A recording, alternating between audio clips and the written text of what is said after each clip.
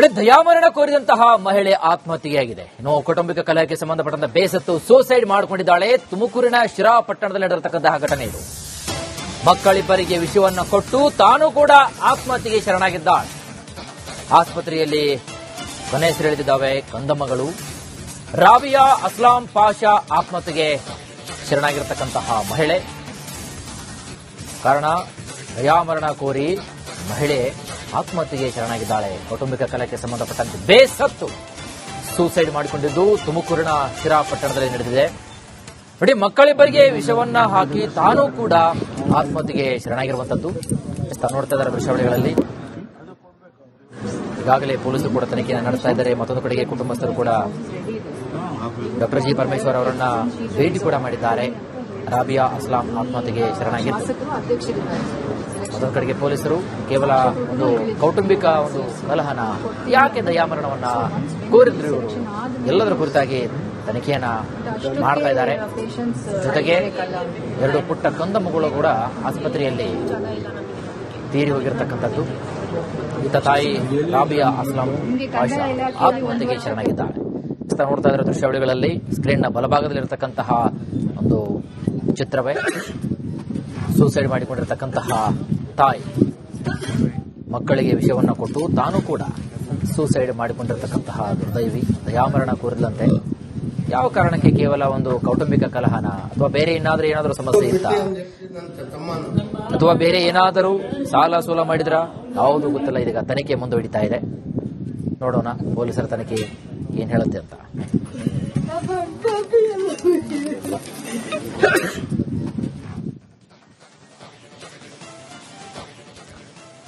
ದಯಾಮರಣ ಕೋರಿದಂತಹ ಮಹಿಳೆ ಆತ್ಮಹತ್ಯೆಯಾಗಿದೆ. ಇನ್ನು ಕೌಟುಂಬಿಕ ಕಲಹಕ್ಕೆ ಸಂಬಂಧಪಟ್ಟಂತ ಬೇಸತ್ತು ಸೂಸೈಡ್ ಮಾಡಿಕೊಂಡಿದ್ದಾಳೆ. ತುಮಕೂರಿನ ಶಿರಾ ಪಟ್ಟಣದಲ್ಲಿ ನಡೆದಿರತಕ್ಕಂತಹ ಘಟನೆ ಇದು. ಮಕ್ಕಳಿಬ್ಬರಿಗೆ ವಿಷವನ್ನ ಕೊಟ್ಟು ತಾನು ಕೂಡ ಆತ್ಮಹತ್ಯೆಗೆ ಶರಣಾಗಿದ್ದಾಳೆ. ಆಸ್ಪತ್ರೆಯಲ್ಲಿ ಕೊನೆಯುಸಿರೆಳೆದಿದ್ದಾವೆ ಕಂದಮ್ಮಗಳು.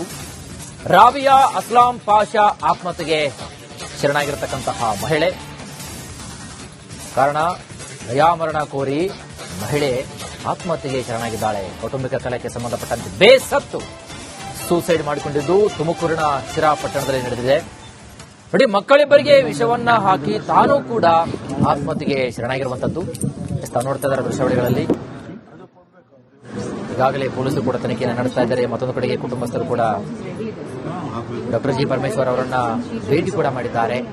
ರಾಬಿಯಾ ಅಸ್ಲಾಂ ಆತ್ಮಹತ್ಯೆಗೆ ಶರಣಾಗಿದ್ದು, ಮತ್ತೊಂದು ಕಡೆಗೆ ಪೊಲೀಸರು ಕೇವಲ ಒಂದು ಕೌಟುಂಬಿಕ ಒಂದು ಕಲಹನ ಯಾಕೆ ದಯಾಮರಣವನ್ನ ಕೋರಿದ್ರು ಇವರು ಎಲ್ಲದರ ಕುರಿತಾಗಿ ತನಿಖೆಯನ್ನ ಮಾಡ್ತಾ ಇದ್ದಾರೆ.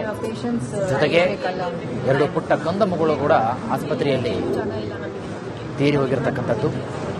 ಈತ ತಾಯಿ ರಾಬಿಯಾ ಅಸ್ಲಾಂ ಪಾಷಾ ಆತ್ಮಹತ್ಯೆಗೆ ಶರಣಾಗಿದ್ದಾಳೆ.